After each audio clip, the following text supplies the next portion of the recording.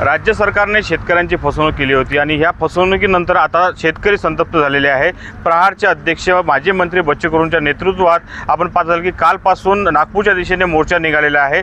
शेकडो ट्रॅक्टर या मोर्चात सहभागी झालेले आहे आणि या ट्रॅक्टरसह शेकडो हजारोच्या संख्येने शेतकरी सुद्धा आता या मोर्चात सहभागी झाले आहेत। आपण वर्धा ते नागपूर या मार्गावर आहोत। आपण पाहताल की काही शेतकरी आहेत, यवतमाळ जिल्ह्यातील शेतकरी आहेत, हे नागपूरच्या दिशेने जात असताना मोर्चात जात असताना त्यांनी एका शेतामध्ये जेवणाचा आस्वाद घेत आहे। घरूनच त्यांनी डबे आणलेले आहेत, चटणी भाकर घेऊन हे संपूर्ण शेतकरी या ठिकाणी जेवण करत आहे आणि जेवण करून पुन्हा आपल्या आंदोलनाच्या दिशेने हे पुन्हा जाणार आहेत। आपल्यासोबत काही शेतकरी आहे, तर काय सांगाल तुम्ही घरून डबा आणला आणि आज तुम्ही नागपूरच्या दिशेने आंदोलनात जात आहात?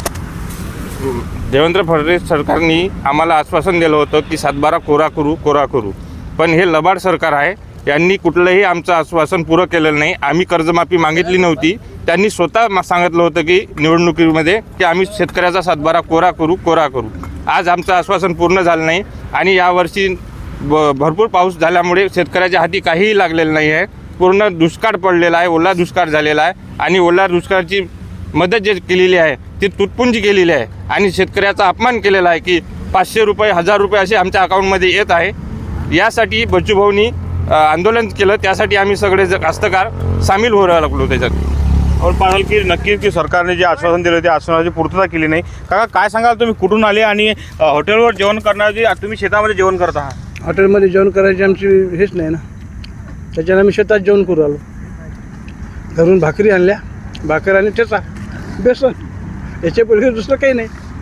सरकारने दिवाळीपूर्वी आश्वासन दिले होते की आम्ही दिवाळीची नुकसान भरपाई देऊ, नुकसान भरपाई मिळाली का? नुकसान भरपाई तर मिळाली नाहीच, पण मालही नाही आला घरात काहीच, कशी दिवाळी करायची? आता आंदोलनात तुम्ही किती दिवस तिथं थांबणार? कर्जमाफी भेटत आहोत, कर्जमाफी।